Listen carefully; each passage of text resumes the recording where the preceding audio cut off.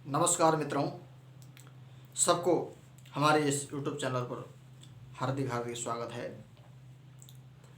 ज्योतिष श्रृंखला में हमने इससे पहले वाले वीडियो में आपके समक्ष एक विशेष चर्चा किया था अथवा विश्व प्रसिद्ध योग, जन्म कुंडली में विश्व प्रसिद्ध योग कैसा होता है और किस ग्रह की क्या अवस्था होने से विश्व प्रसिद्ध योग बनता है। इससे पहले वाले वीडियो में हमने चर्चा किया था।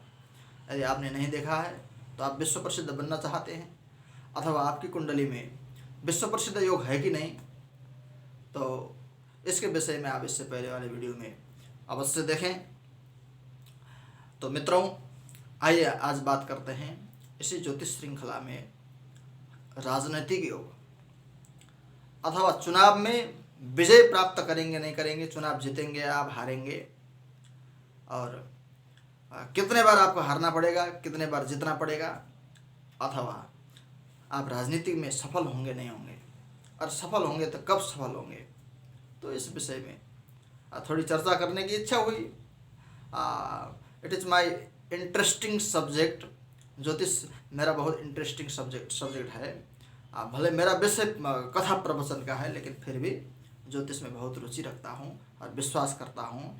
और हमारे साथ कुछ ज्योतिष के कुछ इच्छुक लोग जुड़े हुए हैं, इसलिए ज्योतिष के विषय में कुछ चर्चा करने की इच्छा होती रहती है।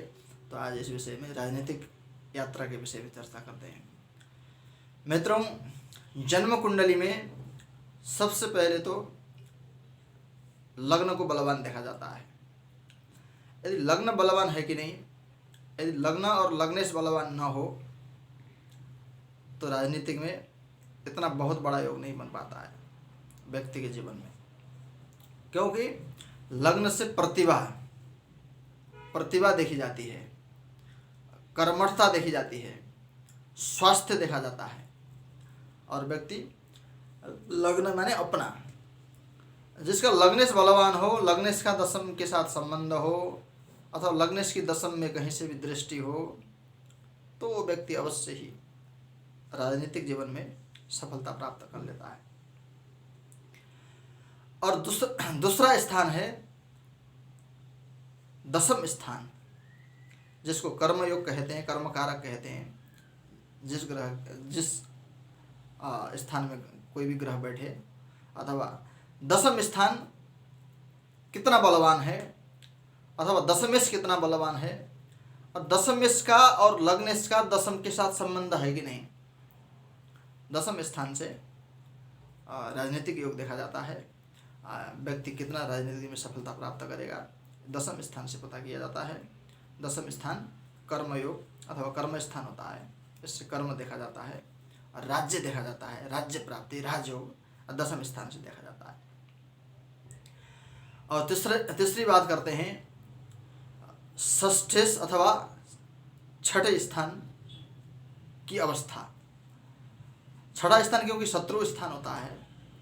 शत्रु स्थान का मतलब शत्रु पर विजय करने का योग है कि नहीं, शत्रु स्थान कितना बलवान है आपका। शत्रु स्थान में बलवान ग्रह जैसे मंगल, सूर्य, राहु, शनि, ऐसे क्रूर ग्रह यदि छठे स्थान में, षष्ठ स्थान में अगर बैठे होंगे तो अवश्य ही आपको चुनाव में विजय प्राप्त होगा और आप राजनीतिक में सफल हो सकते हैं।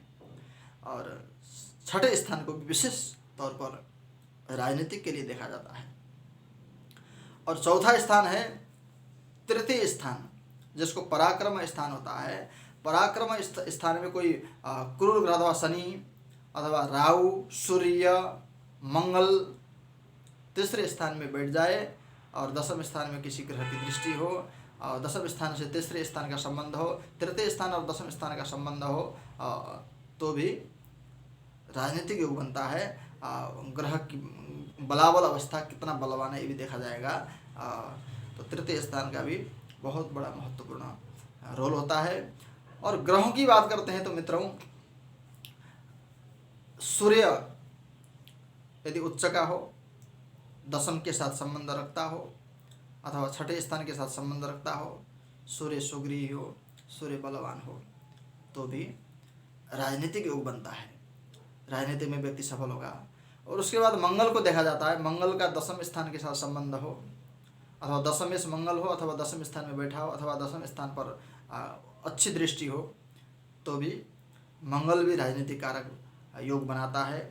और शनि, राहु, ये सब राजनीतिक कारक योग, क्रूर ग्रह जो होते हैं वो बलिष्ठ होने से, दशम के साथ संबंध होने से और अवश्य ही राजनीतिक योग बनता है।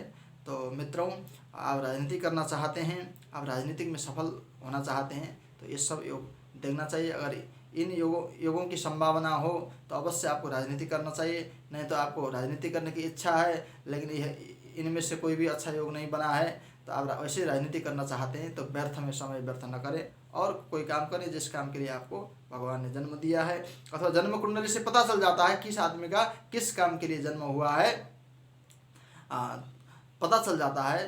तो मित्रों, इसलिए इन चीज़ों को विचार करके ही आप राजनीतिक में हाथ डालें, अथवा राजनीति में चुनाव में लड़ें, चुनाव में व्यय करें, अथवा राजनीति में आगे बढ़ने की चेष्टा करें। तब आप सफल होंगे। आप सफल होंगे तभी आप देश जनता का विकास कर पाएंगे, क्योंकि आपको पहले सफलता प्राप्त करना पड़ेगा, आपको दृढ़ होना पड़ेगा। आइए, आज के लिए राजनीतिक विषय की चर्चा इतना ही। और मित्रों, यदि आपको यह वीडियो अच्छी लगी हो तो अवश्य आप सब्सक्राइब करें और आगे ज्योतिष संबंधी विशेष जानकारियाँ और विशेष शास्त्र के जीवन उपयोगी उपचार संबंधी विशेष चर्चाएँ हम करते रहेंगे, आपके बीच में हम आते रहेंगे। आइए मित्रों, आज के लिए इतना ही। हरिओम तत्सत नारायण।